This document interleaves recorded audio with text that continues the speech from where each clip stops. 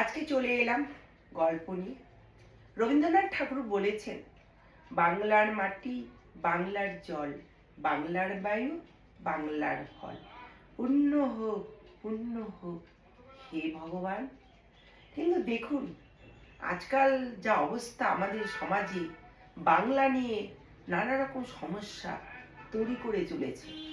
বাংলায় কথা বললে তাকে মারধর করা হচ্ছে, বেঁধে রাখা হচ্ছে, নানা রকম অত্যাচার আরম্ভ হয়েছে বাংলা কথা বলে।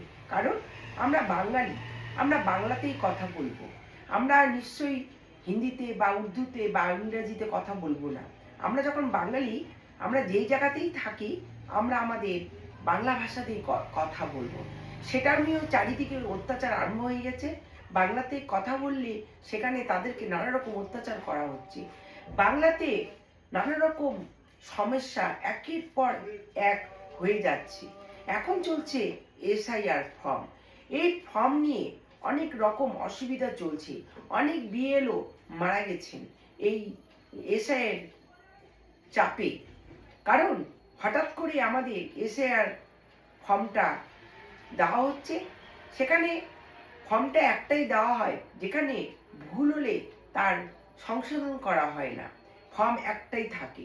এরকম নানা রকম মনে হয় বাংলাতে অত্যাচার চলছে। SIR card form fill up করে জমা দেবেন, তারপরে হিয়ারিংয়ে ডাকা হয়। হিয়ারিংয়ে ডাকা হয় কেন? নাম ভুল থাকার জন্য। নাম ভুল বলুন তো কাদের জন্য হয়?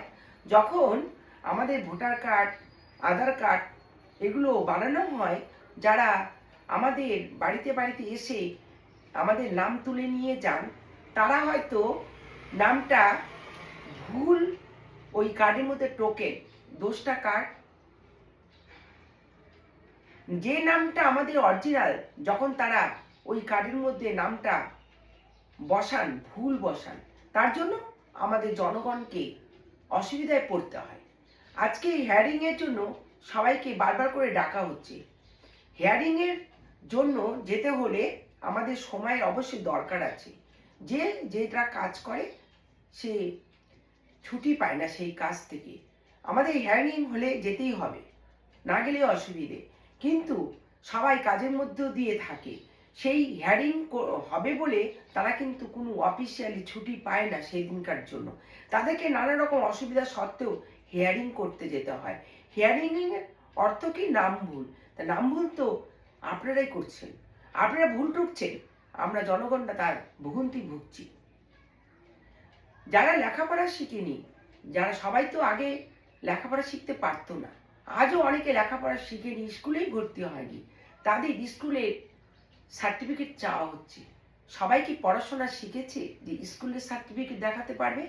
গ্রামে গঞ্জে অনেক ছেলেমেয়েরা পয়সার অভাবে, অনেক ভাই বোন থাকা সত্ত্বে, অনেক টাকা পয়সার অসুবিধার জন্য তারা স্কুলে ভর্তি হতে পারেনি। সেখানে তাদের স্কুলের সার্টিফিকেট চাওয়া হচ্ছে হিয়ারিংয়ে। আমার মনে হয় যারা হিয়ারিং করছে ভালো কথা, কিন্তু এখানে অনেক লোক নানা রকম অসুবিধায় পড়ে গেছে। এতদিন বাংলাদেশি বাংলাদেশি বলে ছিল, বাংলাদেশিরা চলে গেছে আমাদের বাংলা ছেড়ে। তবুও আমরা বাংলাতে যারা অনেক বছর ধরে বাস করছি, অনেক বছর ধরে আমরা ভোট দিচ্ছি, তাদেরকেও ডাকা হচ্ছে। এমনকি যারা বড় বড় ঊর্ধ্বে আছেন তাদেরকেও ডাকা হচ্ছে। এই হিয়ারিংয়ের মানে কি আর এসআইয়ের ফর্মের মানে কি এখন আমি বুঝতে পারছি না। এটাই বুঝতে পারছি যে এসআইয়ের জন্য অনেক বিএলও মারা গেছে, অনেক সাধারণ মানুষ মারা গেছে, অনেক বয়স্ক মানুষ আছে যারা টোটোর মধ্যে আসছে হিয়ারিং করতে, তাদেরকে হিয়ারিংয়ে ডাকা হচ্ছে। বয়স্ক বয়স্ক বৃদ্ধা বুড়ো সব আসছে। এতই যদি হিয়ারিংয়ের দরকার আছে, তবে সেই বৃদ্ধগুলো বাড়িতে লোক পাঠানো দরকার, বাড়িতে গিয়ে হিয়ারিং করা উচিত। সবার পক্ষে সম্ভব না জায়গায় জায়গায় ডেকে হিয়ারিংটা করা, এটা আমার মনে হচ্ছে। নমস্কার।